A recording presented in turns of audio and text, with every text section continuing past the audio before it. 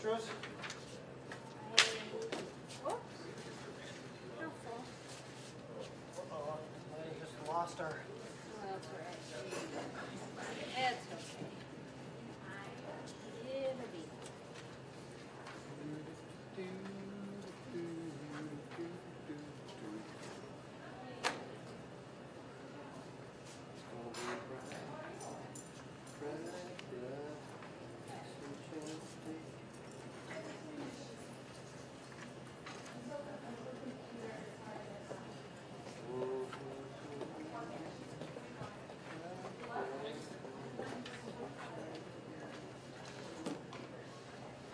Hey, Gina.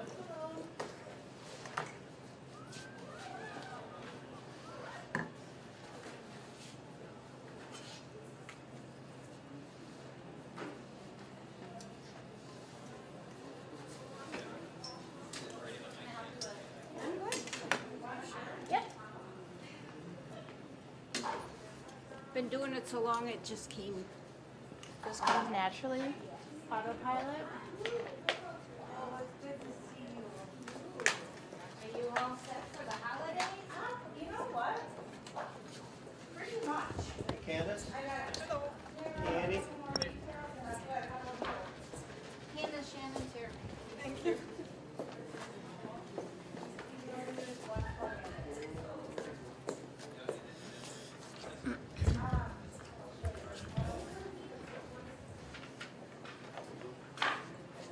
Wyland? Where's Wyland going? He's gonna sit by me. No, actually he's not. No, I want him to sit by me. I want him to sit by me. You're gonna have to sit by you. He looks like he has a cold. Oh. I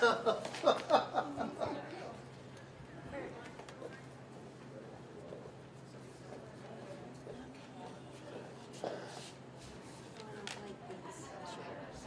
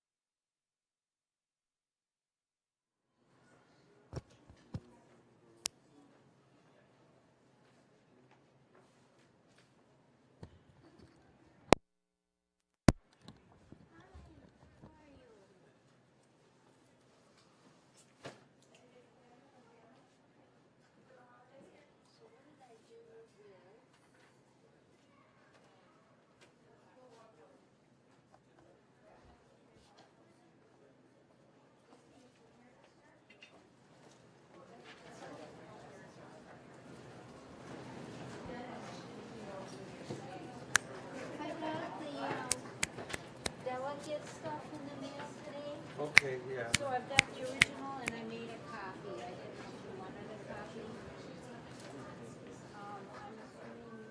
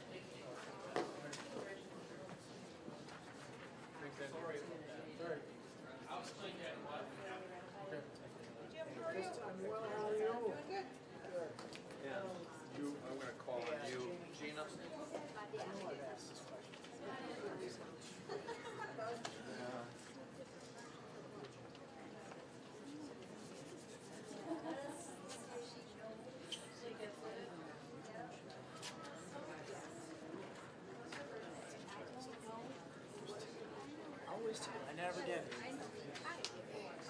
got your message. 10:11 next week. You said 10 or 10:30ish.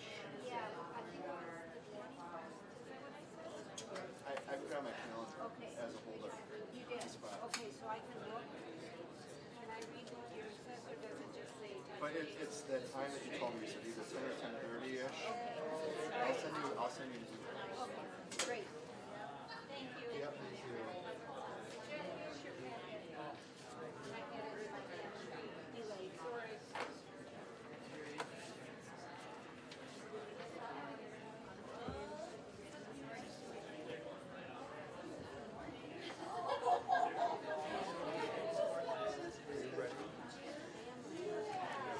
I'm sorry to interrupt. What's that signature? Oh, that's your signature. We were wondering.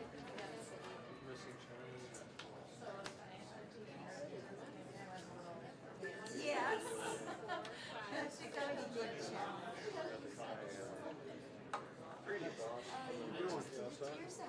I know.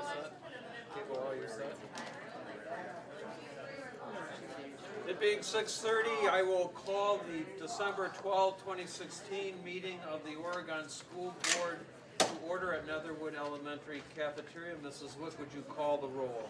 Ms. Feeney? Present. Mr. Uphawk? Ms. Flanagan? Present. Mr. Raymond? Here. Mr. Kraus? Yo.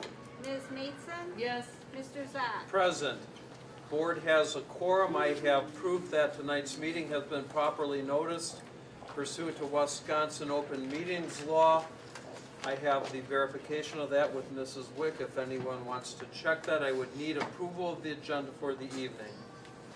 So moved. Is there a second? Second. Any discussion?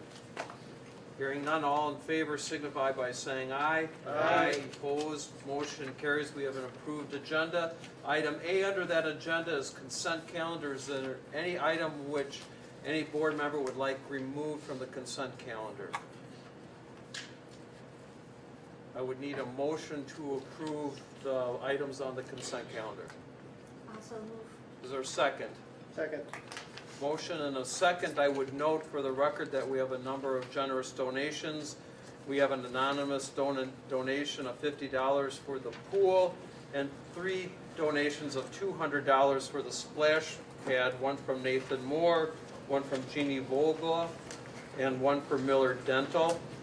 And then there is a donation from Lisa Ike on behalf of Stuart Ike, her father-in-law, $6,000 donation. About $5,500 of that would go to Netherwood Knoll Elementary to the Arboretum Committee to purchase a hoop house or a greenhouse, and then the remainder will go to Sue Bino for Lego bricks for her classroom, to Lisa Ike's classroom for technology. It's a significant gift. And then another significant gift of $150 to Linda Montford, second grade teacher at Netherwood Knoll. That's an anonymous donation. So we are very grateful for those supporters of the district. With that, we don't have any contracts or policies, so I think we can do it by voice. Wait. You want resignation? Well, then why don't you call the roll? Ms. Feeney? Yes. Mr. Kraus? Yes.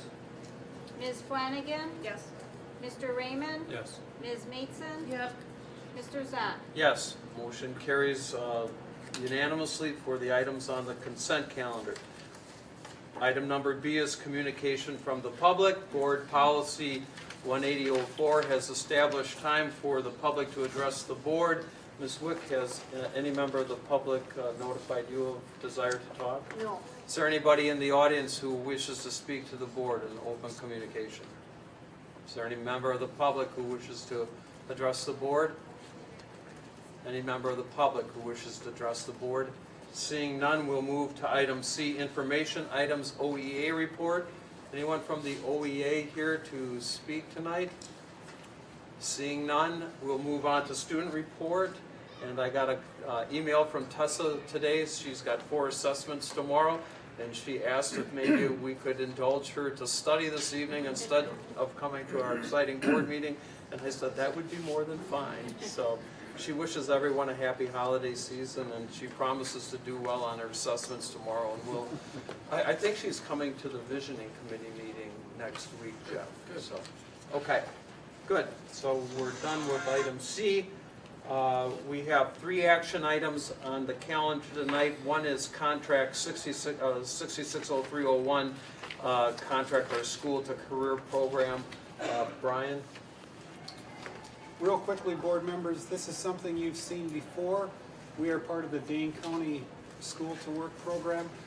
I'm sure you noticed from some of my updates, I'm one of the superintendents that serves on the oversight committee and have for, I guess it's a decade, almost a decade now. I hope it's not decade terms, otherwise it could be another decade real quickly.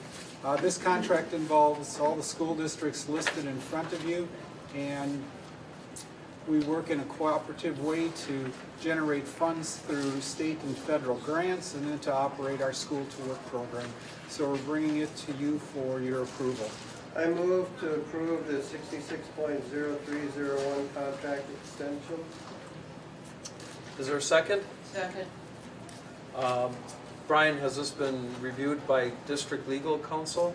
Yes, it has. Okay, any other discussion?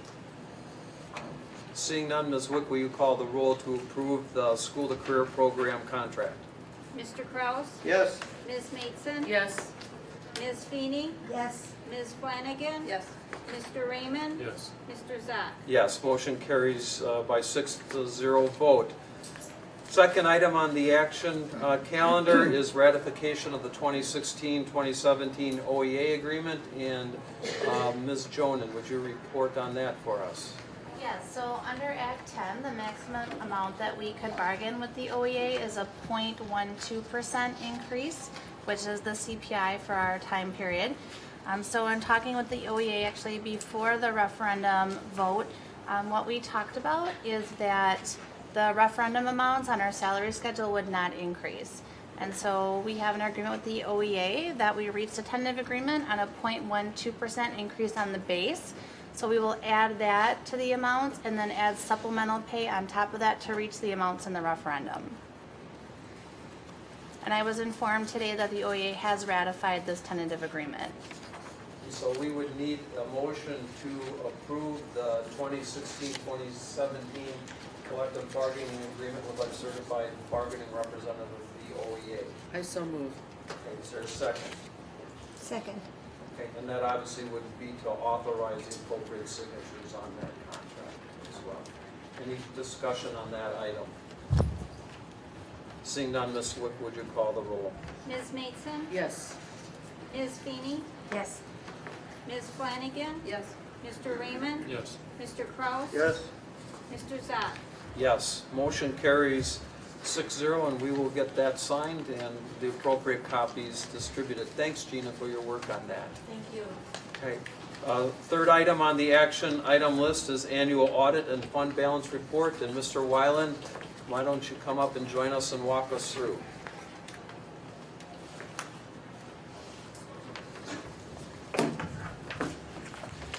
Got a couple handouts here.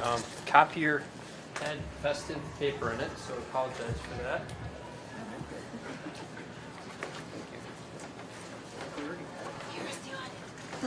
Yeah. I actually did talk to Carl a little bit about it's in red, Carl. That's not a good sign for financial things. But I said I would spin that and just say it's a festive color. So, first thing I want to do is explain a little bit about why we're in December and talking about the audit. Until last week, to be honest, I didn't know that I was even going to get a chance to talk to you in December. This document, actually you have a summary document, but the larger document which was in the packet has become more of a all-inclusive document that talks about finances, not of the school, not only the school district, but of the state. And so there is a report in here regarding the employee trust funds and what percentage of their pension liability is funded and not funded. They didn't decide until sometime last week whether those numbers were finalized or not. So we couldn't finish our audit until the state told us what those numbers were. They had already given us a draft of that information to our auditors, and we had an idea what it was, but they didn't want to certify it until, I guess, last week. They missed several deadlines before we were able to get that done. I'm not sure what the rationale was, but that's what held the audit up this year. So the good news is it's a very comprehensive document, has a lot of information in it, talks about a lot of different components of the district as well as the state's finances. But the bad news is we kind of have to wait for them. So, Andy, we had a preliminary report from our auditor who was here before us, and I forget what month that was. when actually I provided that information, and that information is pretty much the same as what we're going to go through right now. That was during the annual meeting. Yep. Yep. So. Okay. But we also had our auditor before us, and that was for 15, 16 as well, was it? I don't remember that. Okay. Sorry. Yeah, I think the last time they were here was last year. Okay. At this time. So we're lucky enough that actually our auditor lives in our district, one of our main contacts. So always very friendly and helpful when we have questions and those types of things. But that said, and actually she's going to have some students in our district eventually as well. To talk a little bit about page 1, this is mostly the general fund that we're talking about, and that equation of assets minus liabilities equal fund balance is kind of explained on that page, and you have a comparison of 2015-16, 14-15, and 15-16 for your review there. If you go through this, starting from the top, you talk about the assets, the liabilities, and then fund balance is down below, and then you want your assets to equal your liabilities plus fund balance, which obviously it does. You can see that our assets are a little bit larger than they were in 2014-15, the following year, which is a good trend. And then we have some breakouts of what the fund balance was. Now this is kind of important to me. Non-spendable is very simple. This is just our lot that we own for home construction purposes, so that's why it's not spendable. It's an asset in that regard. Restricted, that has to do with our dental plan. So you can see that our reserves for our dental plan went up a little bit last year. We did increase our premiums this year by 4% because it didn't go up by as much as the folks at the insurance company would like us to. But we self-fund that. And I say insurance company, I meant the provider that manages our plan. And then assigned fund balance, those are the carryover dollar amounts that we talk about from schools and departments. And you can see that those went down fairly significantly, actually. And that's a good thing from our point of view is if the money's being assigned to departments and to schools, we want the funds to be used. We just have to make sure that the schools are doing that in a smart way so that they don't become, let's say, they don't become used to spending those larger dollar amounts, that those dollar amounts, when they are spent out of fund balance, they are spent in such a way that they know that they're not going to be able to replace those every year. So I think they have done a pretty good job with that, and we've lowered that amount. So this is really the next number, is the number that I kind of focused on and try to figure out, hey, how are we doing? Are we spending more than we should be? And that's the unassigned fund balance, and you can see that that number actually went up a very, very small amount, which is a good thing, and from my point of view. Our unassigned fund balance increased a little bit.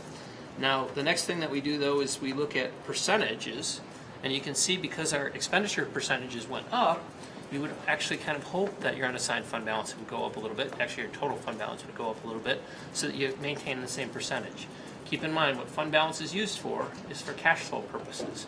We don't get state aid and property taxes at the right time of the year, and so actually right now, or like in the last week or so, would have been our low point. And if we had zero money in our fund balance, we would be borrowing $10 million or $8 million actually to cash flow so we can meet payroll and expenditure purposes. So that's why we have those funds in the fund balance.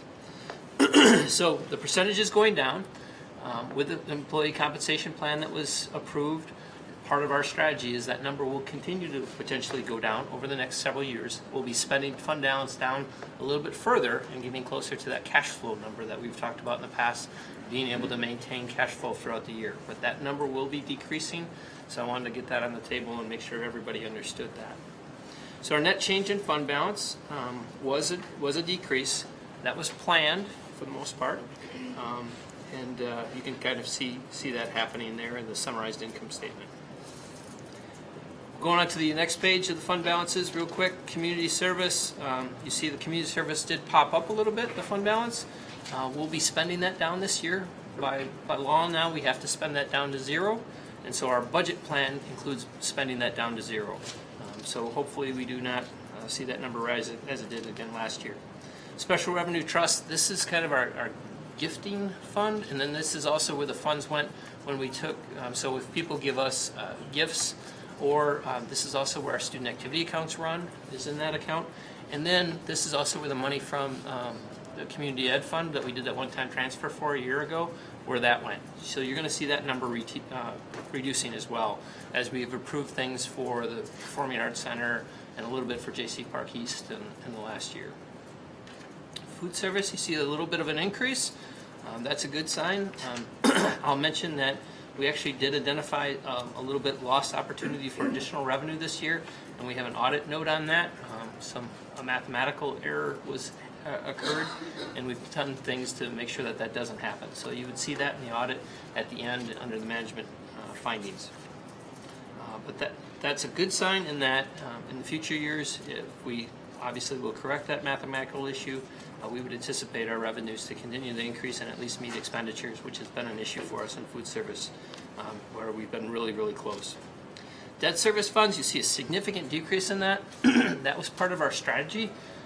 How we funded the bonds and the debt service is we kind of doubled up last year, or this last year for 15-16, and so that's why you see that $5 million going down to $9.5 million. No need to worry about that. We should be having close to $1 million in that fund, not $5 million. And then capital projects funds, as you would expect, as we build things, these are the funds that we use to pay the contractors, and so you've seen us spend those down. We have until March or April of 2018 to spend all those funds down, so you're going to see that progressively get smaller and smaller over the next year. The next little part of this thing is just simply a way to look at it by fund and what the different components are, and I've already mentioned a lot of those things, but you see some a little bit more breakdown for the departmental carryover, technology infrastructure, director of instruction, virtual curriculum, and online curriculum. Next page is just a simple chart that kind of shows where we are with a couple different things, both instruction, support, and debt service.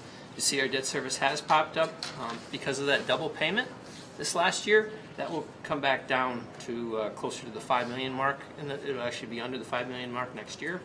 So that's sometimes when you have these weird timing anomalies, they kind of change your graphs and those types of things.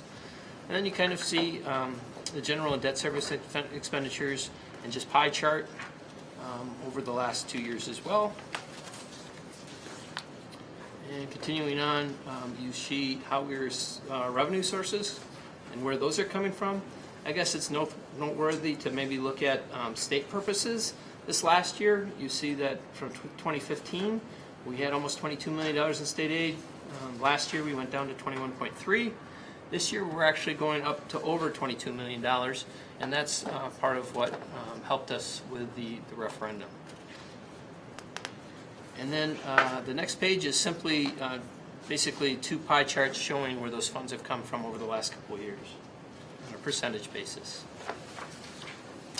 The last one, just as an FYI, from a debt service capacity purpose, statutorily, where are we? How much debt could we issue? I'm not saying that we need to issue more debt, but if we could, it basically just shows you where we are in relationship to our statutory limit, and we're significantly lower than that. And that's just a graphical representation of that. So I've gone quickly through the summary document. I'm happy to entertain any questions if you have more through the larger document, or if you have individual questions later on and you'd like to give me a call, or I can talk through those as well.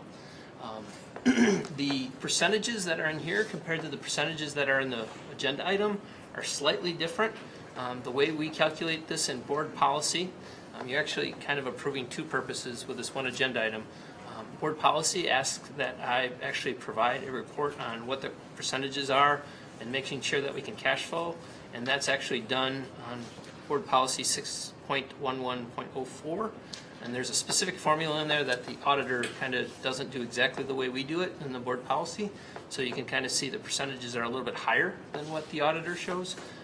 But you can see on the board agenda item that we're kind of going from a little bit higher last year to this year. If you're looking at full general fund expenses, if you're looking actually for either of those over time. So with this agenda item, what we'd be hoping that you would do is accept the audit as well as kind of accept the report on the fund balances. Yeah, and the motion would be just to receive the audit and the fund balance report from Andy. Are there any questions, Glenn? No? Barb? Dan? Yes, Andy, is this the meeting where normally our auditor is here, has been here in the last 3 years or so? Yep. And would just basically give us Go through the same thing today. whatever.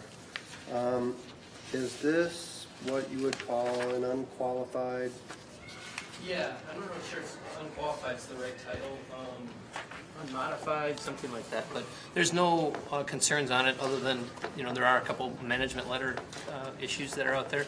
I'll touch on those real quickly. One was just a calculation error for food service. The number of meals got transposed. And the second one was actually in transportation. And again, a spreadsheet wasn't figuring out correctly the number of miles. We were actually able to refile the transportation report, and we're able to get the funds that were owed to us. The food service error we weren't able to correct because it's a federal program rather than a state program. So on the transportation issue, it sounds like we erred on the side that hurt us, so it wasn't like anybody was trying to skate. No, right. On the other one with the food service, did we also err on the side that hurt us? Yeah, slightly?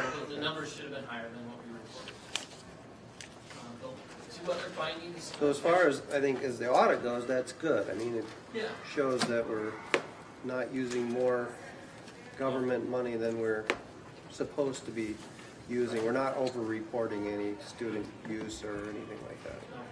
And reported a little bit in both cases. The one case, like I said, we were able to correct, the other one we weren't. Which bodes well for food service fund in the future because we'll be able to claim those numbers and we'll have a higher revenue next year. Are you concerned, I know you mentioned this a little bit, but going from the 22% unspoken for to 21?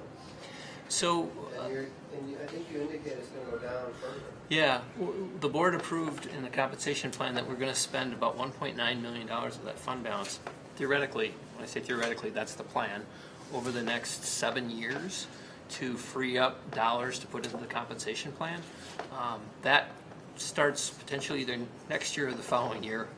If you look at those agenda items, I actually confused those two. One agenda item, I seem to indicate that it starts next year. The other one, I seem to indicate that it started the following year. We have a correction for that, and we have a plan to deal with that. But yeah, the idea is that we'll be spending down that excess funds that we didn't need for cash flow purposes, and we're going to have to just watch that. 7 years is a long period of time. Being able to hit within, in my mind, how I grade this thing, within $50,000, $60,000 of what our planned expenditures revenues were, is pretty darn good on these type of numbers. So over time, we'll have to see how that works. But the plan is to be able to make sure we don't obviously create a problem where we have to start cash flow borrowing, but to get as close as possible to it and utilize those freed up revenues to help with the compensation plan. So $50,000 is like one thousandth of the budget, isn't it? Yeah, it's minuscule. It's really good Yeah. as far as accuracy goes. Yeah, and I'll take some credit for that, but governmental accounting isn't. You know what the revenues are that you're coming in for the most part. You just got to control expenditures. Done a pretty good job of that. Thanks for your continued great work on this. Krista, anything? No, Andy answered my questions about some of the Okay. findings. Gwenda?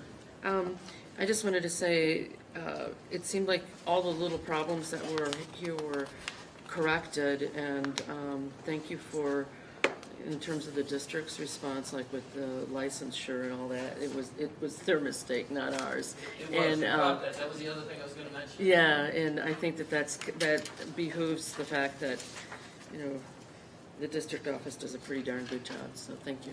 You have to give credit to Gina and her department for that. So, that was they goofed. And it was, Happens to everybody. And the last thing that was in there was just happened actually, it was just a recurring thing from the prior year. And they basically said that they didn't test it this year, but we actually had, it had to do with Medicare reporting. And we actually brought in our own auditor, the person who we work with in that regard, and they gave us a clean bill. So even though our auditor wasn't required to test it this year, we had somebody else audit it, and a couple weeks ago actually, to make sure everything was good and everything was fine. Any other questions? No. Jeff, anything? Geez, yeah, it seems like a long time ago we were looking at, when we started this, a fund balance of around 13%. Yeah, I actually remember when I got here, I think the fund balance is around $2.5–3 million. Yeah. So anyway, the fact that we're up, whether it's 21–22% per the auditor or unassigned for us at 24.5%, we're doing good. And I mean, my main target per policy 611 is to make sure that I can cash flow. And so that's kind of my standard. So I don't really get too excited about the percentages. Other than that, obviously, that's a good measurement for us to kind of. yeah, and that's why we implemented it, just one checkpoint on us. And I'll note that from our operating budget, you know, we had projected a decrease in fund balance of $850,000, and this year was 200, which is about $500,000, which is, you're shooting 1% on the budget, and I'd rather err on that side. And that's all that assigned fund balance stuff. That's all basically lowering what the buildings and departments could spend if they wanted to. It would actually scare me a little bit if we spent all that money in one year, because I'd be afraid that they had become reliant on that fund, spending that fund balance, rather than kind of easing into it, so to speak. And then I'll note, just for the audience, that we have that our auditor has stated, and this is on page 46 of the report, that they did not identify any deficiencies in internal control that they consider to be material weaknesses, and there were 4 minor notes that they called or labeled significant deficiencies, which are less severe issues, and they're typically very minor, and we get those every year and we correct them. That's why we have audits, and you know, as Dan has identified, you know, those inure to the benefit of not us, and we've corrected those as we go through, which is the purpose of an audit. So this is, from our standpoint, a really good, clean audit. Yeah. And just so you know, some of the terminology is required by the state to say that. So when it says significant issues, Yeah. they're required to say that. And they note in their document that those are minor, less severe ones. They just call it that. And in history, those have typically been very minor, and this is Easily correctable. Yep, and we have done that. So with that, I'll entertain a motion to receive the fund balance report and the auditor's report for 15-16. So Is there a second? second. Okay, all in favor signify by saying aye. Aye. Opposed? Those reports are received. Thank you, Andy. You bet. All right. Next item on our agenda is our discussion item this evening, and it's board feedback on student achievement reports. And do you want to have some of those folks wander up and? yes, principals, if you would come forward and You want me to bring one of the benches forward, or how do you want to do that? yeah, we will.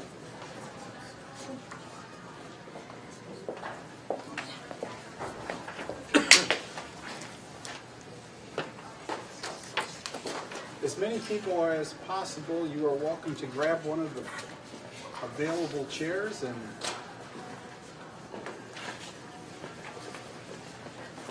thank you for sitting next to me, Chris. All right.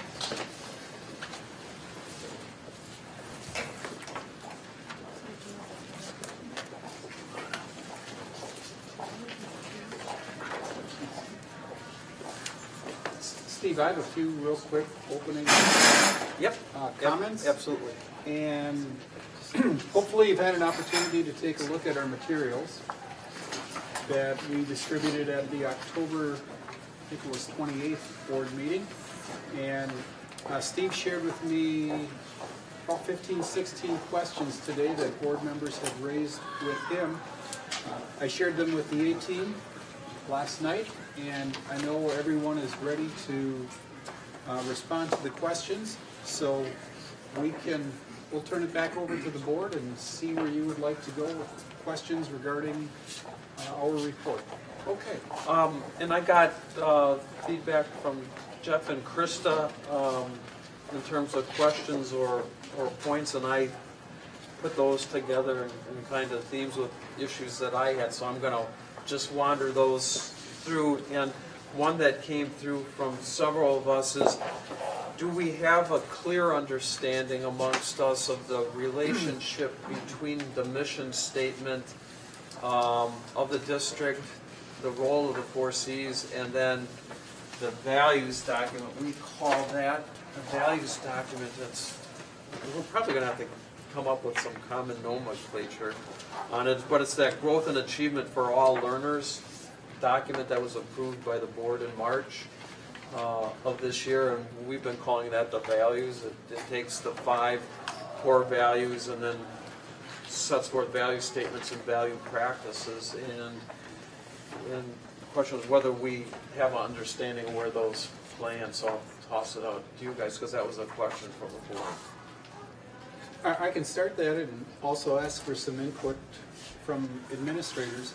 We knew this was a significant change when we added those 5 core values, and looking at the work that the Vision Committee had done this spring, and I'll say through June when we had our administrative workshop, we had an afternoon that we focused solely on mission, vision, 4 Cs, and the 5 values. The way I've described it and the way we've looked at the 5 values, those are the areas that we're going to live. Our goals are really framed underneath the 4 Cs of character, competency, culture, and community. And we continue to do that. You'll notice later on there's a question about why the different formats. We weren't overly prescriptive on the formats when we prepared this, and the middle school and the high school decided to take more of a 4 or more of a 5 value lens to what their plans for the future are. At times it's valuable to have everything look very similar, and since this was our first try, we were open to a more creative approach. But I will yield to the principals if you'd like to make a comment, or Leslie, on your understanding, how, if that understanding is clear and if it makes sense. And in particular, does it make sense when you're working with your school leadership teams and your staff, because the unit of improvement is really at the school level on student achievement.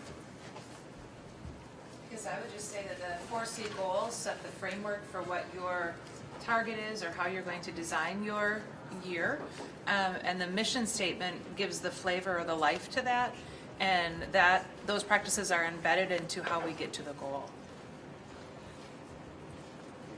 And board, this is more of a discussion framework. I'm just going to throw out the questions that we have. So just jump in when you want. I'm not going to be prescriptive from the chair, but we want to be on topic with the question that's on the table with permission. And go ahead. I wanted to address the format because that's one of the things that you said. I found that the format was engaging and interesting, and I was glad that it had variation. Variety is one of the principles of design, and it fulfilled its need. And I found it an interesting read because I didn't know what was coming, and I think there's value in that. But with that being said, I think that the magazine or the printout is very well done. It's very easily read. I don't find a whole lot of need to ask questions, except maybe, deeper into research on some of the competencies, et cetera. But all in all, I thought that the projection of the information was very well done, and thank you. My understanding, as we have worked through the process of developing the last paper, was this relationship, that we have a district mission statement which guides us in where we want to go. And that should be what we always focus on, is getting to that mission. The 4 C's are the measure of whether we've been successful for that. So that's our measurement, is the 4 C's. So we develop a measure of defining whether or not we get to the mission, okay? How we get there is by the value documents, okay? So I see it hierarchically as mission drives us, 4 C's measures it, is the measure, and how we get there and how we impact the 4 C's is the values document and that stuff. Everybody's shaking their head. That's kind of how I see it in going through it. Is the board on the same page with Absolutely. How we get there, how we yeah. live it. Yeah, because I see some confusion at some time, or hear some confusion about what the 4 C's are, that they are the drivers and they're not, they're the measures, and the drivers are what we've talked about in terms of the values and in particular the practices that we engage in, so. And that's why I think my personal preference, where I gravitated to, was the way the middle school and the high school laid this out, because your goals were your 4 C's, but how you're living it, you arranged it in the values, which is how we perceive that. And if we're communicating that, it should be how we perceive it. And so that's why it was very comfortable for me in this format, because it's what I think we believe. And that's how we should communicate based on what, so that's why my preference was it fit with how we see it, how you laid it out. Yeah, I had the same reaction, and that wasn't to say that K6 was Right. was not right, because it really fully set forth what really good stuff, but in terms of the interplay between mission, 4 C's, and the values, I thought the middle school and the high school one, where they set forth the 5 values and what they were going to do, played into that format, and then the 4 C's were the measures that laid it out pretty well. I liked that a lot. And I think the thing that was nice about that is, if this is an external piece in what we're communicating, we're also communicating what we believe. And so when if we believe that, this is how so we have to get the public to understand that, and this does that. It's consistent. Yep. One of the, if I may, I don't know if anybody else wants to speak. One of the things I think is really interesting is the data. And I don't know if this is the proper time to talk about it, but the one piece of data that spoke out to me quite a bit was reading in the upper grade levels. Hey Gwen, that's on my point too. Let's put that in the parking lot for a minute, because I'm going to bring it up Okay. in a minute with that, and let's close our loop out on the C's and that, and we'll come right back Okay, to that. because it's like, and maybe it's because we've been talking a lot about the 4 C's, et cetera, et cetera. And I think that's really important, but, Yep. We'll get there in just a minute, because that's a good point. Jeff, anything on, because I know that was one of your points and you talking about on how we walk through this? I heard the answer. Okay, good. Does that make sense to you guys and how we do that?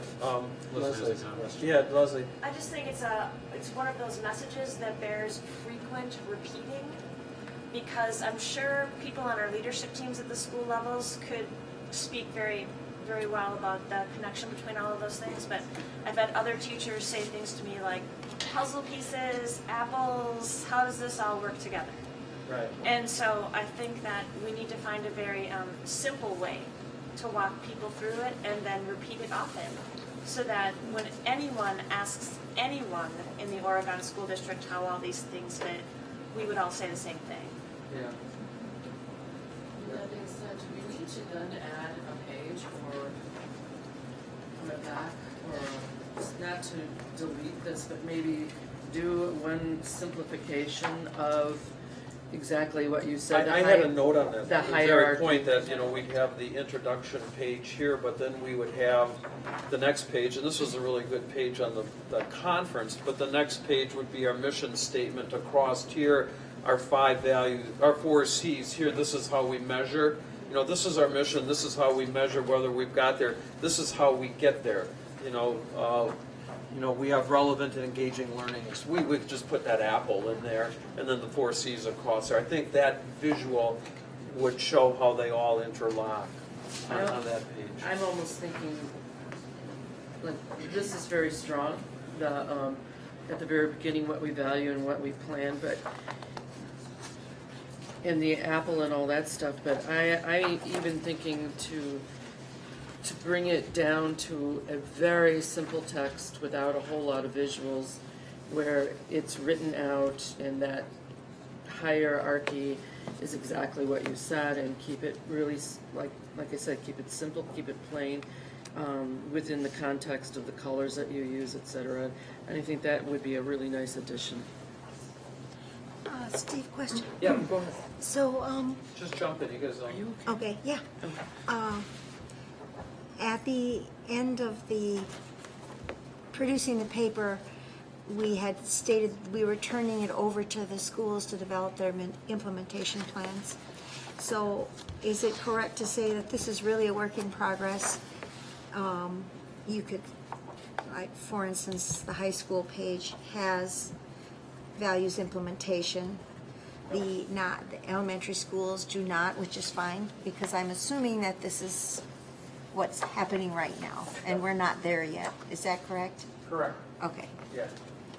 Actually, We're real early in the game right. with that. And I've said this before, but I remember when we started on the Reeves 3-tier stuff a long time ago, every year we just kept finding better ways to do it, and it changed really significantly from year 1 to year 8, 9, and 10, and this is going to be the same thing. And the implementation plans will be different because those values are not static, but dynamic with it, as I thought about it. And I would, as I was going through and looking at the high school and the middle school 5 values, relevant for consideration by the leadership teams are the value practices that are in the adopted growth and achievement for all learners. So those ought to be, they're not exclusive for consideration, and they're not mandated, but board, as we were looking at the statements, those are practices that we were thinking about at the time for consideration. And so to the extent that those are put into the queue for consideration, I think. Can you repeat that in a nutshell for me one more time? Yeah. If you look at, for example, relevant and engaging learning experiences inside and out, we have a number of value statements that drive that, okay? Then we have a bunch of value practices, continue the implementation of personalized learning. And I see that's in yours, okay? That personalized learning is still there. Sure. Create learning plans, okay? That's in your academic and career planning and that. And what I'm saying is that leadership teams should consider what the board has set forth as value practices in terms of guiding where we go. And the reason they're as value practices, those aren't going to be relevant to all buildings. They might be relevant, Jim, to your building, but they might not be relevant to the elementaries. But there are at least a list there for consideration that the board, when they adopted this, thought were significant for consideration, either because they were ongoing initiatives or stuff that we had talked about that wasn't a formal initiative. So, Thank you. yeah. And again, that's not to say they're mandated or that they have to take that form, but they're there because we thought they were important at some point. Or that they're static. Yeah. It'd be nice to get feedback and, how do they need to change over time? Right, and that was the point of punting it over to the to the buildings is because how you implement those or whether you implement them is up to your practices. And if we're not right, you can tell us, hey, this isn't, we don't like going this way. Because that's what happened with the Reeves tier stuff. We had significant feedback on some items from administration and the leadership saying like, we're just not comfortable with this as an indicator, so we'd like to move it. And we moved those a lot of times because of that. So, does that make sense, guys? As we go through? Another point, and that's related to that, is every building has a different mission statement, which is different from the district's mission statement. And number of the comments were, shouldn't we just all have the same mission statement? Or why don't we? Or why do we have different? That's your guys. Are those historical or are they more recent division statements in each schools? We've historically had different mission statements at all the schools. I think the principals use that as a rallying point and a way to build some ownership into their mission statements. And I'll also say they've changed over time and they've revised them. But we have tried not to, at the district level, we've tried not to be prescriptive to say this is the only mission statement. And we tried to use really the idea, Jeff, that you raised of having the school leadership teams put together the implementation plans. But I can see the flip side to that in the branding world or from a marketing standpoint. One mission statement is easier. But principals, maybe you can share with board members how you use your mission statement. Don't be shy. We just redid ours this summer, and we tried to really be reflective of the visioning concepts. And so we worked and pulled keywords from that paper and then made it our own to be reflective of how we saw value in that and what our path forward would be. So ours is really new based on the work of the school board, which was exciting because people read it, dug into it, and took the elements that were really belonging to our staff at Brooklyn. I inherited mine. It's on the wall, and it's been there for a while. But it's obvious as I look into parts of my handbook that came with the high school when I got the keys, that the staff really worked, and it was a part of a process. And much of what we do when we're trying to get ownership from our staff is it's a very process focused journey that we're on. And so while we didn't start with re-articulating a mission statement at the high school, we've certainly been very steeped in process. And developing this publication for us really was important for our leadership team and for us as a building to re-examine what we believe in and what we're all about. So it is there. I don't think when I page through them, it's interesting to see that they're similar in many respects and different. Vague enough, general enough to be a big umbrella to capture all the positive things that we want for kids, but in and of themselves aren't daily drivers for what we do. The details that follow those mission statements are where things really happen. And as a former teacher, I've been on many, worked on a few mission statements in my time, and I think we need to be very careful about the big umbrella because a K4 is not the same as OHS. The missions are different, yet we do have that beautiful district umbrella mission statement, and so I can see that as being. I don't think there's any complication at all or a need for simplification because, I think we also need to realize that, we need to brand ourselves, but at the same time, we also need to, we have to realize we're an educational institution. We're not branding Pepsi-Cola. And And so I think that's really important. I think that I like what you've said about making a new mission statement for Brooklyn. I mean, we have this beautiful new building and the visioning paper and the path forward. It just makes a lot of sense because it may be, I think I just said this before, but I like the word ownership. It gives teachers buy-in into their own schools, and that makes the teachers want to teach and to be here, and I think that's really exciting. So. I can speak a little bit for you. We've never really have like a 5-word vision to a very lengthy one at Prairie View. I know that they spent a lot of time on it the year before, so we didn't want to totally redo it, but we have pulled out like a phrase out of it, and that is more what we're focusing on this year, really living and breathing it in the building.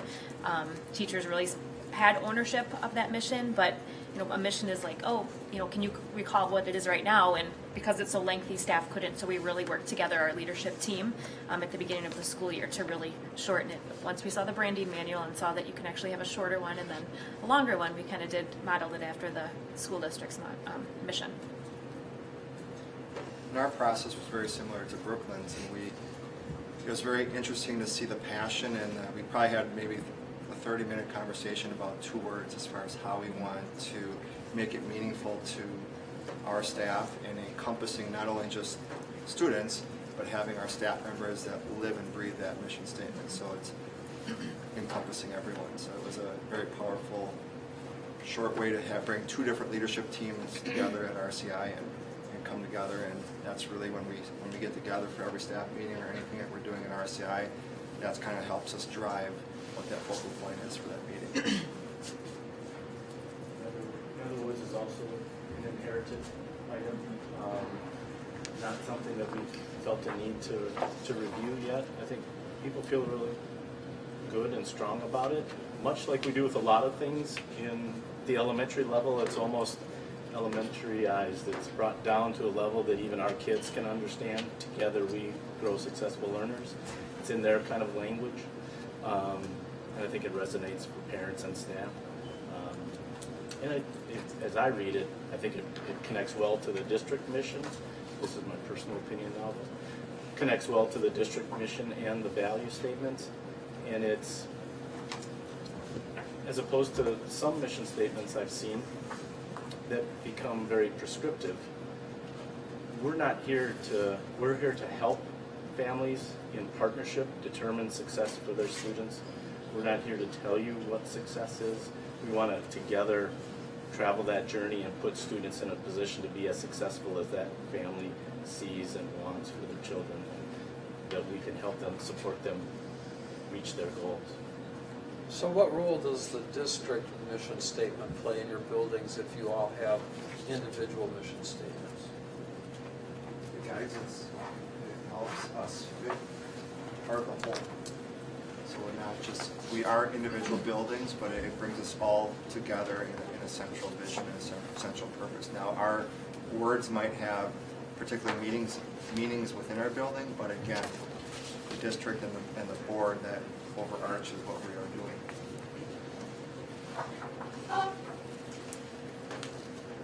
When I read the document, I don't see our district mission statement here, but then I turn every page for every building and I've got a mission for each building, and if I'm new to the district or coming in, that to me reads as though we've got a lot of different silos and not a unified mission, which then begets the question is, are we all on the same page in terms of where we're going? I know we are, but if we've got this document that's a public document, it doesn't read that way. It reads like silos, and we've had that communication in the past about that in terms of the goal reports is, we're focused on intermediate level, high school, elementary, and what's the connection between the two? Are we stringing a K-8 overarching philosophy together in terms of where we're going? And so that was my reaction as I sat down again and read through this. Is like, oh, we got all these different missions there, but where's the school district mission, and where does that tie in with 4Cs, and where does that tie in with the values that are just put forth in the paper? And if you look at the paper, that's how that's structured. It's structured from looking at how we've developed to a mission statement that drives back to 91, and then the development of the 4Cs that measure that, and then the last piece was this last paper. So I think, from my view, we need to tie that all together to reflect what we're actually practicing. I guess I'm not bothered by each building having their own mission. What No, I I'm not think yet. would strengthen the report is an agreement with you in terms of a district page. Here's where we stand as a district, and here's what we believe. And I think we're also looking at initiatives that are cross-building. When you look at ACP, it's not just the high school, it's middle school. When we look at personalized learning, it's not just one building over another. So what are those things of, this is our district, and now here's each of our schools. And so if we had that beginning, I think that would really be strong, saying, here's who we are. Now, here's your role, here's your role, here's your role, here's your role. So I'm not bothered by the mission, because I think that gives you a flavor for where we see each building in that piece. But if we had a strong start of the district. Yeah, I think it would- and I'm not bothered by separate mission statements either. It's just the absence Yes, of right. that, and not being quite sure as we have rolled out the values paper, whether we're all on the same page in terms of driving that forward and really becoming an integrated K-4 through 12 district in terms of how we assess data and how we measure progress. Now, on page 2 in the cover thing, there is a partial mission statement. Maybe it can just be extended. I do like the idea of a district page too, but I just wanted to point out that there is part of the mission statement is stated. Mission statement is in print, and I think gets right to the heart of it. But perhaps if there was, like, the visioning conference is a good thing, and then a district page. But I don't know, how many of these have been printed? I mean, we were told that this is a rough draft, correct? Or We printed 1,000. okay. So this was, I wouldn't call it a rough draft. No, I I'm would call sorry. it- I would call it our first draft. Okay. And our first, A poor choice of words on my part, and I apologize for that. But because I find it a good read, but since we're talking about it, I do like the idea of the overall umbrella. But just, and maybe, I don't know, a little bit. How much of the mission statement is missing there? Not a whole lot, is there? actually quite a bit. Okay. We've tried to, we have I'll say a traditional mission statement, which starts the mission of the Oregon School District is, and it's probably, I've never counted the words, but at least 2 complex sentences. And in the spirit a bit of what Chris mentioned of making it meaningful and transferable, we've reduced it for almost the last decade plus to helping students acquire the skills, knowledge, and attitudes needed to achieve their individual potential. Not People can read. Yeah, not to dismiss Right. the old statement, but to sort of upgrade it. I actually really like the idea that Steve and Krista suggested that we have a district page, and I'm not sure it is a combination of both of your comments. Here's the mission and here's how it drives us. Sort of a second piece. Here are the 4 C's and how we measure, and here are the values, how we're going to get there. We could easily design a page that's after the intro, and I think that makes good sense. This isn't pushing back. But I really do want our schools to be able to have the flexibility to create the ownership with their school sites.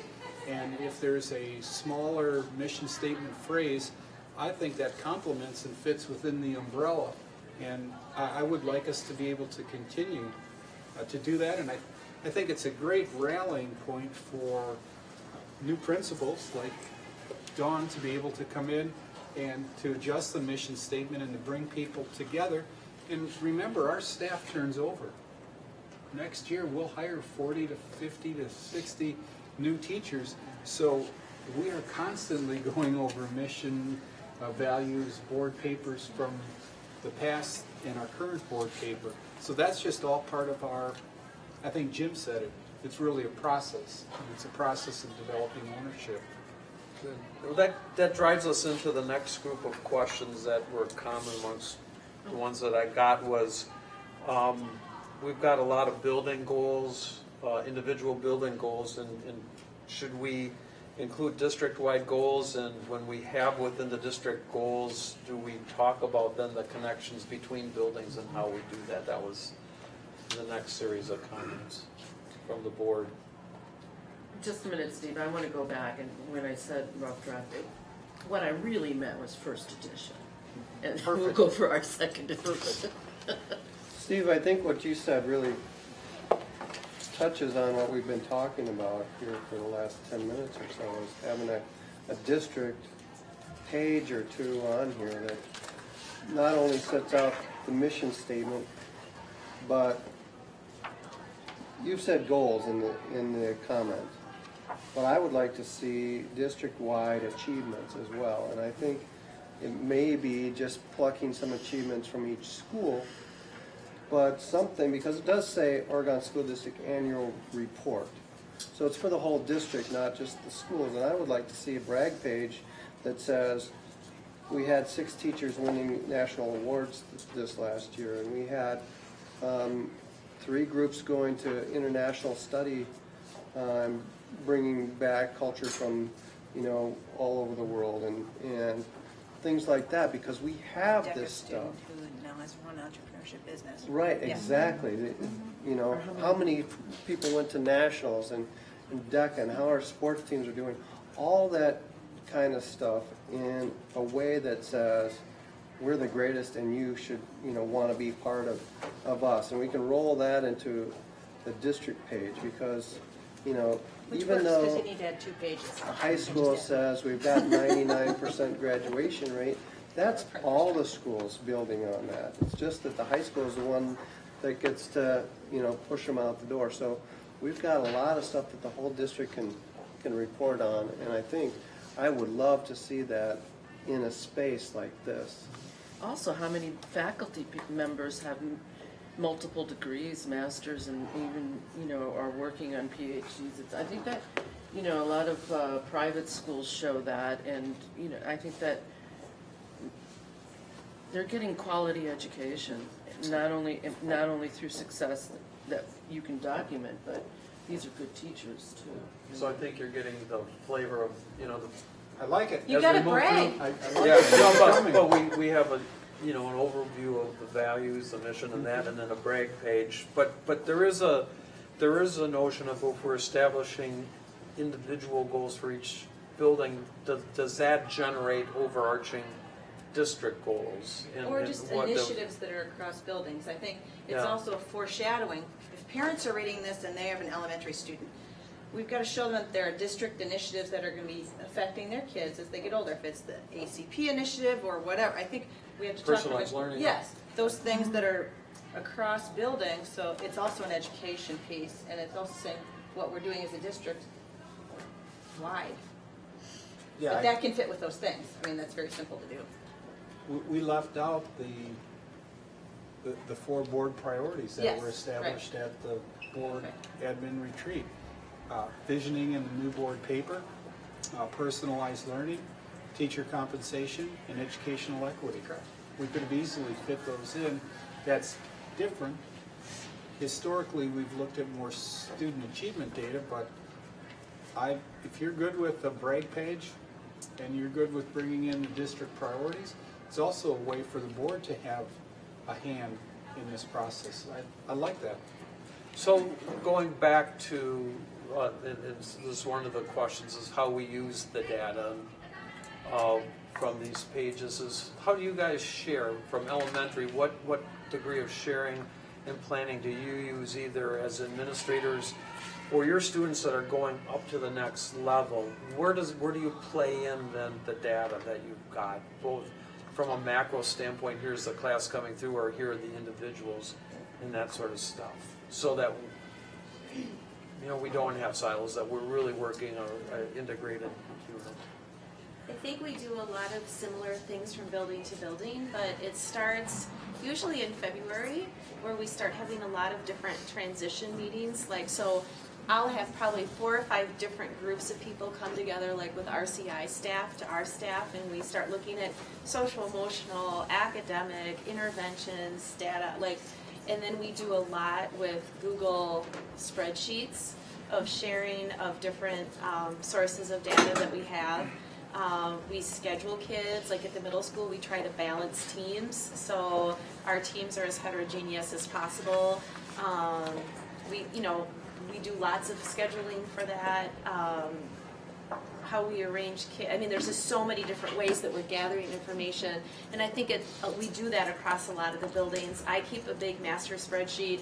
I send it and share it with the high school, so they have, and we have multiple years, so my spreadsheet has 5th and 6th and 7th and 8th grade, so if we start to be concerned about a learner, I can go back and be like, it's an engagement issue versus, you know what, this kid has been below grade level the last 4 years, daily, where I'm referring back to that on a micro level, I'd say at our building.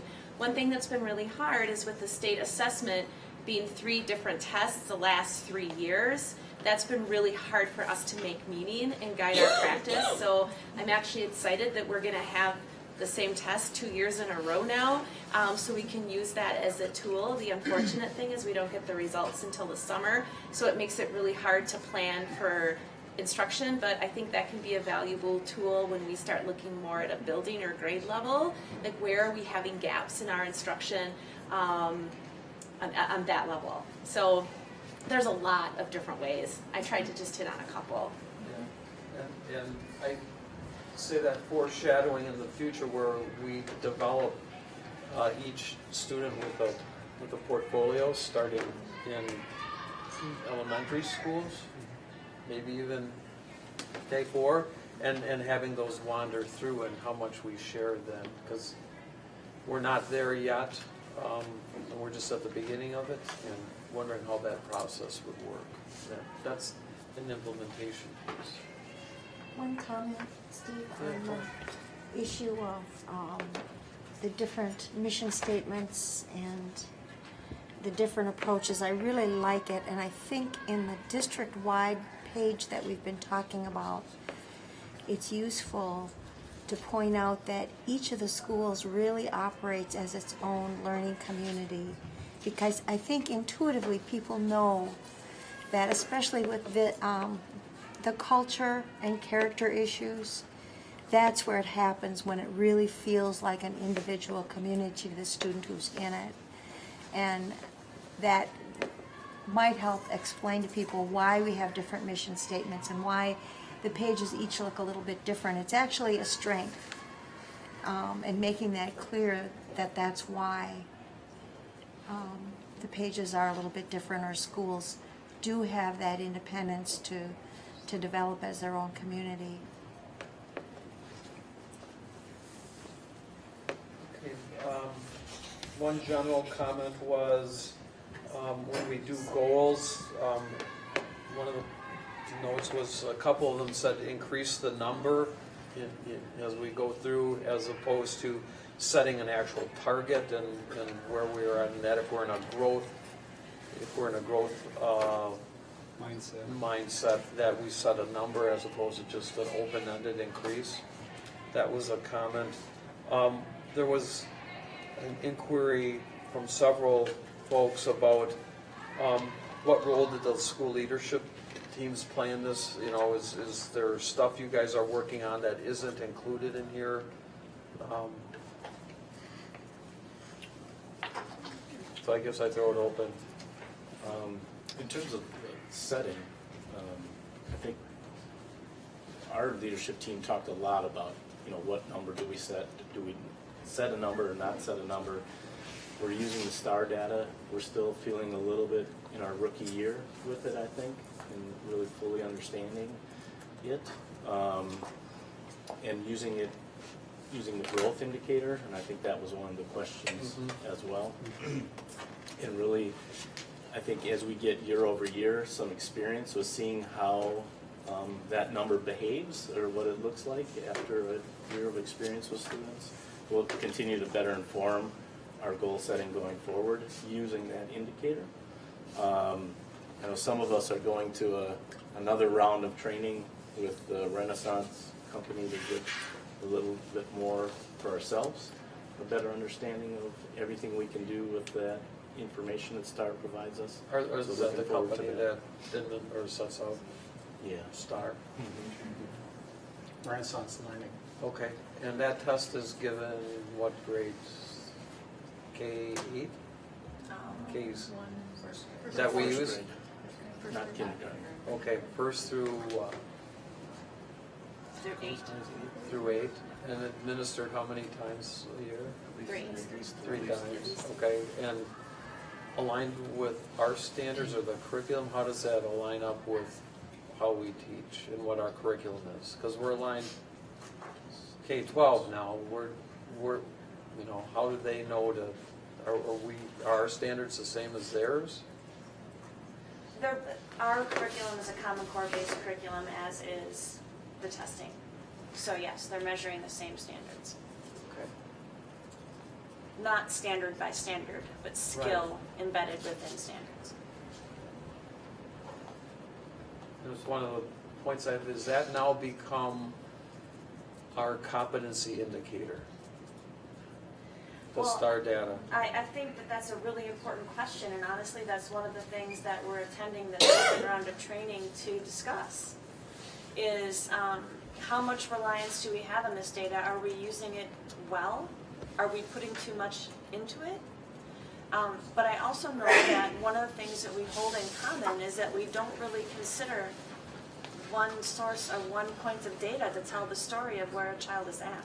Yeah, and I saw that notation, but the primary one was the STAR data and where we sit on that, but there was also an indicator of 1.5 years of growth or measured that. And the one graphic that I liked in years past of the reports was, you know, we had, you drilled down for each and you found out, you know, you start out like 75% were proficient. Okay, those other 25%, of those 25%, through our own local assessments, we found that they read, let's take reading, that they had made significant progress or were reading at grade level.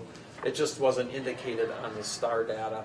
And that of those ones that weren't there, here's the explanation for those 3 or 4 to get there. I really liked that one, and I'm sad that I didn't see it. Well, I think that's an excellent point. Because we worked for years to years to get that, you know? I would put just about anything on the fact that any of the principals could do that. They have the data, they know exactly who those kids are and what happened and what didn't happen and all of those sorts of things. It was it's really just that it wasn't powerful to us. I agree. It just wasn't appropriate for this type of publication. Right.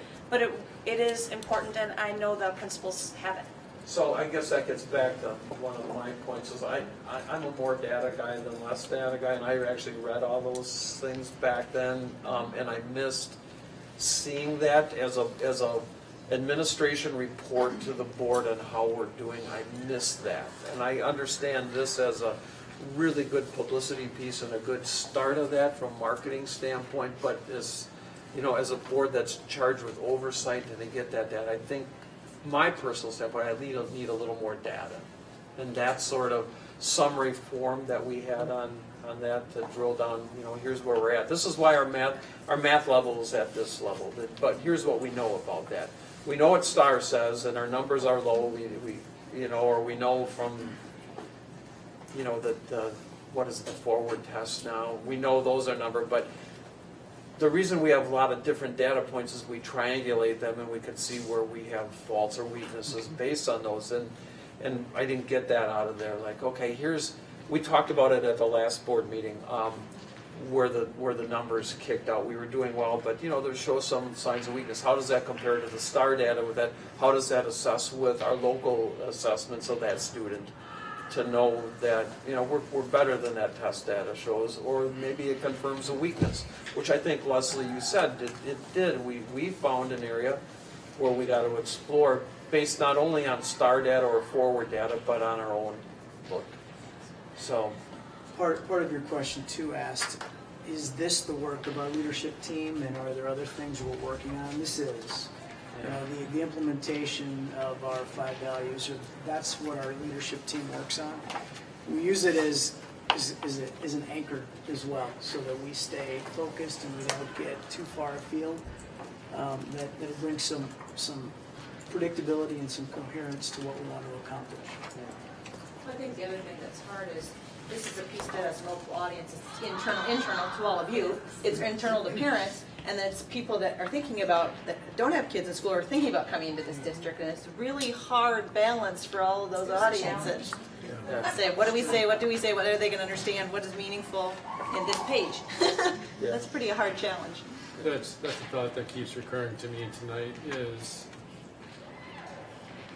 I had a similar question to Steve's point, which is there a deeper dive into the implementation plans at each school that we could see? So it's kind of similar to your point about more data, but I've also heard a lot of comments tonight about it's a marketing piece and it's something that's going out to the public, and it's very different compared to what we've done previously other years, as you all know. Previously, the annual report was really meant for the school board, and I think the school board we were the main readers. And now we're talking about something completely different. So I think we're going to need to talk about this. You know, who is the audience, and what is the purpose of the document? And then you tell people at the beginning. You say, "This is what we're going to tell you, and this is who you are, and now we're going to tell you, and now we're going to tell you what we told you." You know what I mean? Yeah. I mean, you've got to be clear with who you're intending it for, which is Brian's letter. It might be a valuable piece for the vision committee to spend some time in a few upcoming meetings to talk about that supplemental data piece, because we have it. And if we had a sense from the board, assuming we stay with a graphic design piece, again, to get more people to read about the Oregon School District, and we come up with a supplemental data piece that would satisfy the interest in knowing exactly where our kids are achieving and at what levels. I think we could put that together easily. I would like to see a little more trend data, not necessarily in here, but in a supplemental report, to look at some longer term trends. And that brings me to the question, is the STAR data, do we have some years of STAR data where we feel like it was pretty consistently developed and applied, or is it kind of like the state testing situation where it's difficult to compare year to year? No, I think that we can use STAR to look at cohorts and how they're progressing over time, and we do that. And we think that's an important part of using STAR at a 1-8 basis, is that you can look at the growth of cohorts over the course of time, and individuals, not just groups. So that's an important piece. But as we stated earlier, I think we have more to learn on how to best utilize that data to inform instruction. But we also understand the limitations of a benchmark assessment like STAR. The real power that drives learning day to day is through the formative instruction practices that teachers are using within the classroom. So they know whether or not the student learned the target today, as opposed to a test that they take 3 months later that shows the growth over time. Well, we're in the parking lot where you were with the data stuff, so can you state where you were at? It was something about math scores. Because we're on scores. Point now, I don't think we, how do I want to say this? I think that showing who and what we are in an honest projection is a really good thing. And some of the, first of all, like for OHS, page 14, the graduation rate is awesome. And But then we have down underneath of that, the competency reading rate, and despite, these are all based on test assessments, and I'm wondering if we should qualify that, or perhaps, and also with middle school, there was a drop in the rate from elementary into middle school into the high school, the reading thing, and I don't know, that could be indicative of all sorts of things, and what I see this as is an indicator that perhaps we need to do a little research on that. And I think that that's a good thing, because that helps us to become a better, down the road, it helps our students be better readers, etc. And, you know, I don't know why that happens. Maybe there's not enough time to read, I don't know. But why is there a drop in those scores? And I think those are good questions to ask. And on the other hand, you know, like, personally, my math score would be really low and my reading score would be really high, but I found it very cool that the math was wonderful, and I'm surprised that, is science included in the math, or do they not test on science? They tested it in 4th and 8th grade, and we Aspire tested. Okay, because I don't see any separation, because, you know, with the way things are going, math and science, of course, are very important, but career training is also important, and the act of reading is becoming more and more of a necessity. Reading technical manuals, reading academic stuff, and a lot of people, there's a real disconnect between the reading, and how can we help our students become better readers is what I'm getting to. Sometimes as you page through the document and you take a look at elementary, and as you go on to high school, you see a very different view. What we're using is the ACT, which is a college readiness benchmark, which is different than what a grade level benchmark with a STAR assessment might be. And for instance, last year we had 51% of our kids hit the reading benchmark on ACT, which is that college readiness. We have room to grow. The state was hitting that at a 38% clip. So while we still outpace the state, we certainly have the goal that we send every one of our kids ready for their next challenges. And this doesn't say that. And so, you know, and I'm wondering, with your explanation, I think it makes a lot of sense. Yeah, when we were putting this together, we had conversations around that too, because in the past, you know, when we reported to the board and it was a giant document, the intent was for us to unearth everything about us, not just a PR campaign, but also to be really clear that we knew the areas where we needed to grow the most and that we had a plan to do so.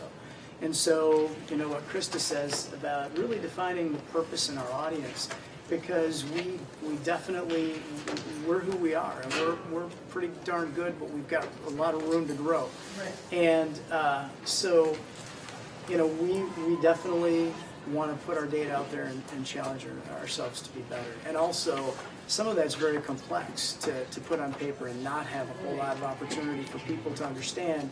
Wow, we were sitting there at 98% in, you know, the 4th grade, and what just happened? Well, and that makes me think, you know, maybe we do need to do a little research, you know, and having, going back to personal experience and talking to colleagues, reading textbooks is very difficult for a lot of students, and or even articles in personal learning, et cetera, and I think, you know, reading is very important, and it goes hand in hand with writing as well. And so I think that sorry about that, I think that is very important that we figure that out. And with, you know, is there a correlation between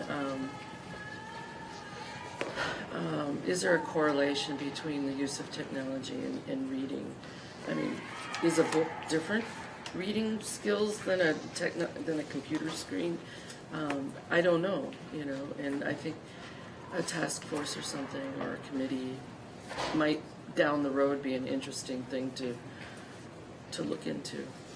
I recall this subject came up last year, and if you look at the RCI and Oregon Middle School page, and you see the percentages dropping from 5th to 8th grade in reading and math, and I remember we talked about this last year and about how engagement becomes more and more difficult as kids get older.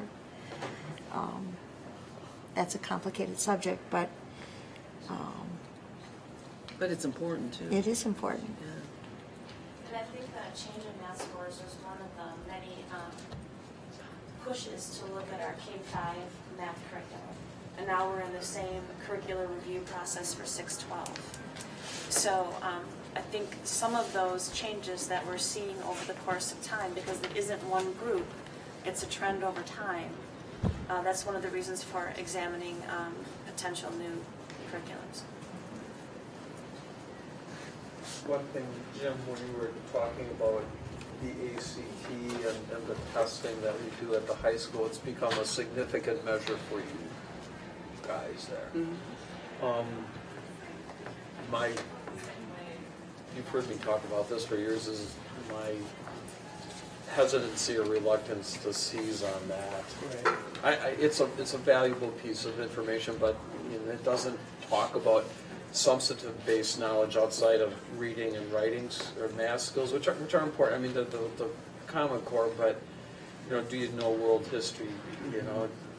How if you're in music, are you really taking your life toward a pursuit of a goal that you have? Or if you're in tech and ag, that test tells you nothing about that student at all, who may be marginal on the ACT test, but is on a career path that's a good place. So I don't know how you get around it, other than to create our plans and to make sure that when we do the portfolio reviews that becomes the primary measure of success, is do we pass them through and show the whole person. So that's just I say it every year, so I just wanted to give it out. Well, it's a question though, and can we verbalize what we believe as a school district and what is success? Yeah. Right? I mean, we're having a conversation about what are we showing people and what are we doing and how are we doing it and why are we doing it and what is the measure and how does it determine what we do? Yeah. It's, I mean, they're the same, but they're different. When we look at, I'm picking on you, Jim, not just because it's open, so there, You have a bunch of people smiling in the front row. Keep going, Jim. 99% graduation rates really, I think, is the key, is that we graduate, and we'll get there. But if I look at this report, it looks like our measure of competency is based upon standardized test scores. And if I read the document, it reads that way too. And I know we're much more holistic than that. Absolutely. We crunch a lot of data, try to, whether it is grades, and we drill down to individual students when we're kind of trying to consume that data. We only had a page and maybe two, and we as a group are ready to listen to you if you have more feedback for us about the kinds of data that you would find most helpful. We're happy to dig for you. It might be, from what I'm hearing from the board, is a sense of hearing a little deeper report, Brian, on the data that doesn't this is a separate piece or different audiences, so that we could see a little more data. We could easily come up with a supplemental report, and if the board's open to it, I know everyone sitting here would sleep much better at night if we could have some conversations with the visioning committee and really sort of lay out, I'll almost say a template, and we can do the deeper dive. And if we can satisfy the various audiences that we have, and this is the broadest audience that there can be. And if we can provide the board with some more historical information like we've provided in the past, we're happy to do that. Because it's tough when we talk with the graphic designer and we start to narrow down how many pages we can have. We start telling schools, think, oh, everyone gets a page or two. It's tough to fit all that meaningful information into that, so we'd love to be able to have a supplement. Right? Yes. I see everyone smiling. Just a couple more brief points on that is, are we comfortable with the other 3 C's other than competency, that we're asking the right questions and those are the factors? We've got a few of them in here. We haven't seen them. Usually we see all the survey numbers and you picked and choose a few of those numbers in here, but are we comfortable with the other 3 C's? Are we consistent with them between buildings in terms of what we're assessing? Yeah, we still use the old, at one time it was called the Chico survey, now it's the DPI survey. We've modified those surveys a little bit in SurveyMonkey, but every school does a similar survey to check on school culture, school climate, parent feedback, student feedback, staff feedback. Good. I'm going to go ahead. I was just going to say, I think it's difficult to ever ask an educator the question that starts with, are you satisfied with? Because our answer will almost always be no. Because honestly, I don't feel like we've honed in on exactly what we think we should be looking for. And I think that that will be a search that we continue to pursue, something we continue to look into. Because I think that we are all very much philosophically in agreement with what the board has always stood for, and that is we measure our success not just through the lens of competency. And so we are also continuously pursuing better measures of the other C's. Yes, and that leads into the last group of comments that had come through is, what can we do to help? Have we set up any barriers? Are we on the same page in terms of philosophy and where we want to head, both in terms with our comments tonight, but also in terms of using growth and achievement for all learners as a key document for your leadership teams? One thing I'd like to say in response to that, in the 4 years I've been principal at the middle school and the leadership team works on our data every summer, I feel like we have the richest, most meaningful, most engaging discussions because we were working around the values to guide our work. And I feel like that has been so much more inspiring and empowering than focusing on the measurements, how you stated that so eloquently before, Steve. And so I'm grateful that we have this as a tool because I feel like our leadership team is able to sink their teeth in and see why this is best for kids. And it cross-cuts all those values, cross-cut everything, and they're so interrelated.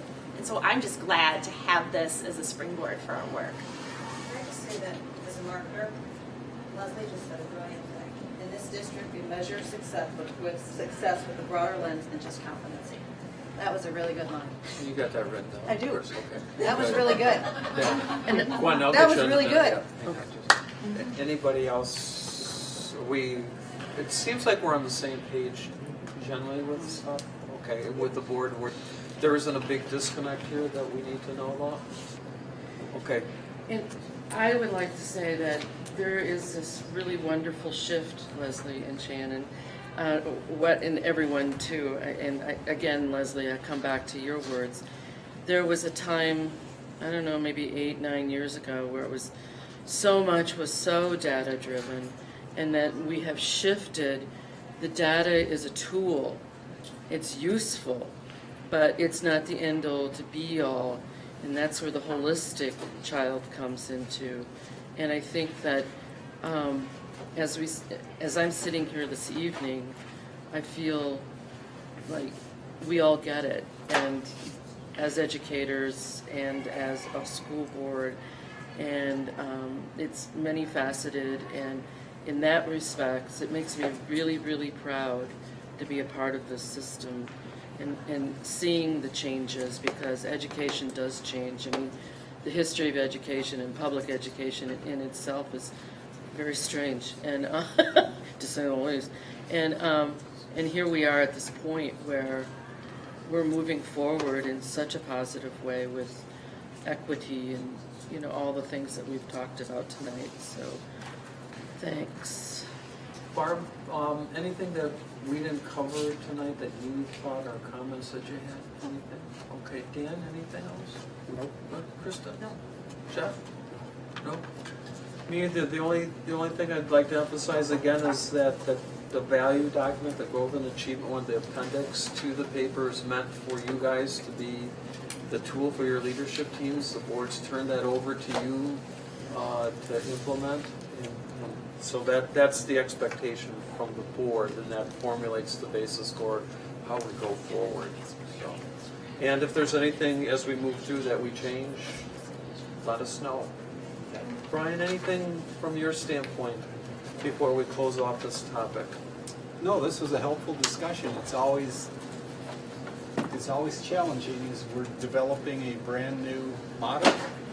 And we had some struggles this summer as we developed the new model, but I still think at the end of the day we have a nice piece, and one of the messages that we have from the board is we'd like some supplemental data, and I think that will make all of us administratively sleep a little better at night, knowing that if we don't include it in our annual report, we can still include some important data and share it with the board via the supplemental report. And you're going to work with Jeff then, Correct. On how that does. But it's a beautiful document, and it's really good. And don't take any of the comments tonight to suggest that it isn't, because it is terrific.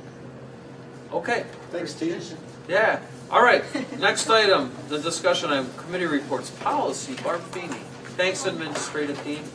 We did meet last week, and the subject of the meeting was to discuss Policy 74, specifically about committees and committee structure, and we did not come away with any recommendations for change.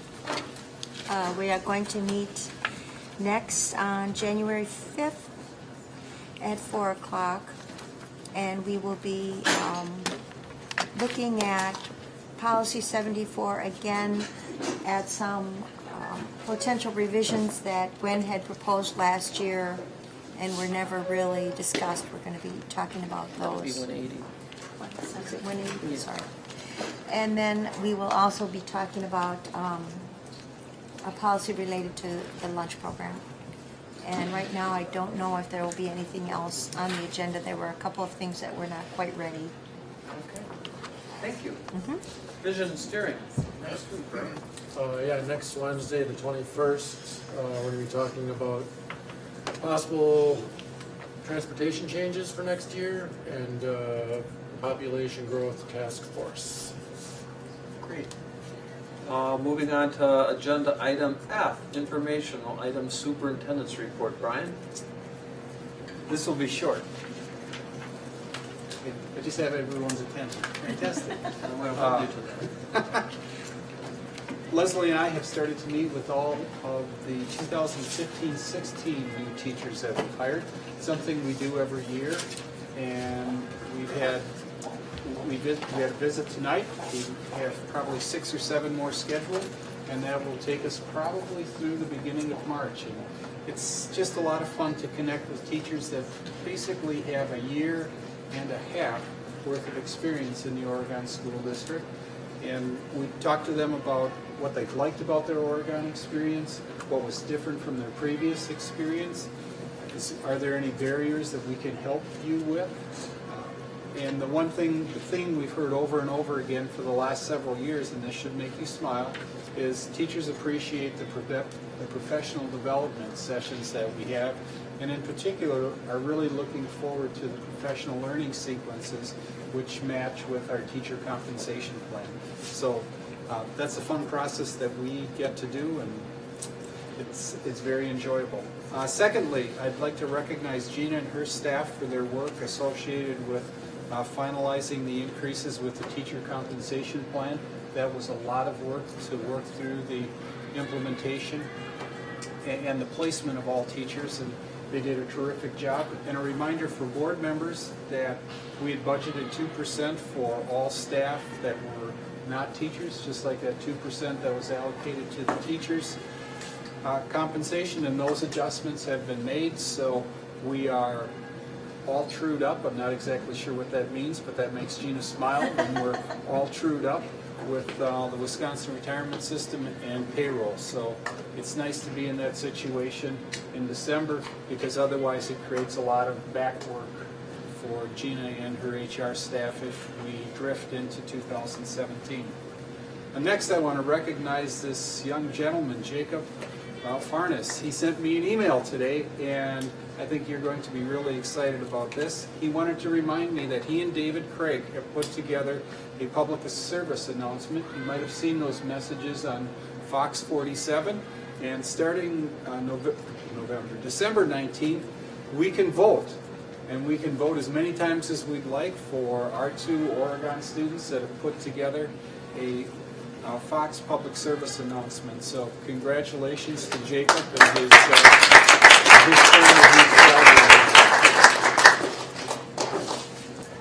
We have received recognition from Dane County United Way as one of the groups in Dane County that provided one of the largest percentage increases in employee giving. All I can say is it underscores the generosity of Oregon staff. So I will distribute this around so you can take a quick look at that. Last week I attended, and there were a number of school staff, teachers that attended as well, the SLATE conference, which is School Leaders Advancing Technology in Education. I can send the brochure around if you'd like to take a look at it. And someone that you're very familiar with, Dr. Jim Rickabaugh, who has done some work for us in personalized learning, has a book out. It's actually a couple of years old, but it's 5 Levers to Improve Learning. And it might be a book the board would be interested in reading. I'm like a couple chapters in, it's really good. Steve and I visited about just last week. I'm almost certain it's an it is an ASCD book. And if you would like this book, See Jamie. we will get you a copy. I think it would make for a great book study. And something you always wonder: are we ahead of the curve? Are we behind the curve? When Dr. Rickabaugh was speaking on Wednesday, just before lunch, he put this document up, and I know you've seen this before. This is John Tanner's referred to it as the honeycomb, and as I don't know who put this on my desk when I came back. I must have been JD. Someone put this on my desk, and as I was coming back to the district, I was thinking, I need to pull out that honeycomb. And the amazing part isn't just the honeycomb, but down in the lower right-hand column, the date. It says July 2014. So we're about 2.5 years ahead of the presentation because we've been working with Dr. Rickabaugh for several years through CISA 1. And this is just an example and something we all ought to be proud of how our teachers have embraced personalized learning and how that very grassroots task force that we've now changed and we've called it a committee is just working well in the district and providing personalized learning and giving students voice and choice in their class system. So I was very proud and appreciative of the work that we've done, and here we're 2.5 years ahead of where a lot of districts are that were at the conference. The last item I have at your seat is some information from the Wisconsin Association of School Boards. They're doing a school board survey, and you have a special survey access code number, and that's a complicated one. That will get you into their survey. Ideally, if you could complete the survey for them by June 30th, 2017, so you have a little over 6 months to complete the survey. My advice would be do it right away, because otherwise you know how those things are if you don't do the survey right away. And this is important information. And we're members of the Wisconsin Association of School Boards, and I know they'll use your survey comments to improve their services over time. So that completes my report, unless you have any questions for me. All right, next item on the, and it's great. Gina, thank you so much for getting us so that everyone has their pay increases by Christmas.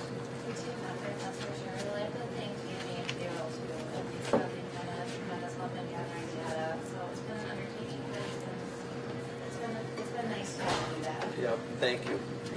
All right, agenda, this is our closing items, future agenda. We've got a January 9th agenda. We don't have a meeting, a second meeting in December. We'll all have the holidays to celebrate. We've got just the mental health task update. One thing I see is school board election update and superintendent's report. One thing that we should add to this is WASB resolutions as an action item. And Gwen, I think you're the delegate, and so Janie's got a packet for you. I don't know if you have it, but she's got the packet. But great. all the board members will get we'll get you electronically the resolutions that will be before. And I want to say they were emailed to us this week. were they? You got them? Okay, so they came to all board. E-newsletter. Yeah. Good, so then take a look at those because that will be a discussion topic. Not a long one, but just to give some guidance to Gwen as she serves her role as our delegate. So that's one thing. Anybody else have anything else they want on the agenda that night that we need to talk about? Dan? Steve, I'd like to discuss the possible planned meeting in Milwaukee and the whether or not that's an open meetings law violation. I'd like to We're put not that having a on the meeting agenda. in Milwaukee. We're not. We're not. Okay, because the last that you had put out, it sounded like No, it was something that we were going to do. No, we're not. Good, thanks. And that reminds me, you've got everyone signed up, I think.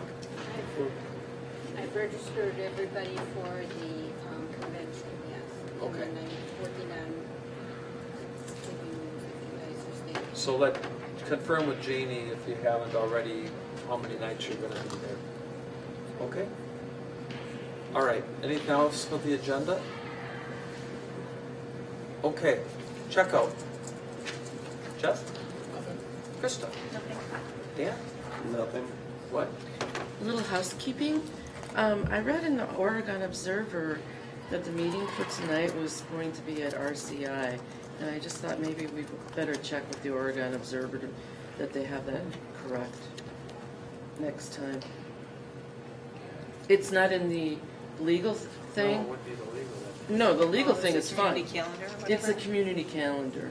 Thank you. No, the legal thing is correct, but I just thought that could be a little confusing.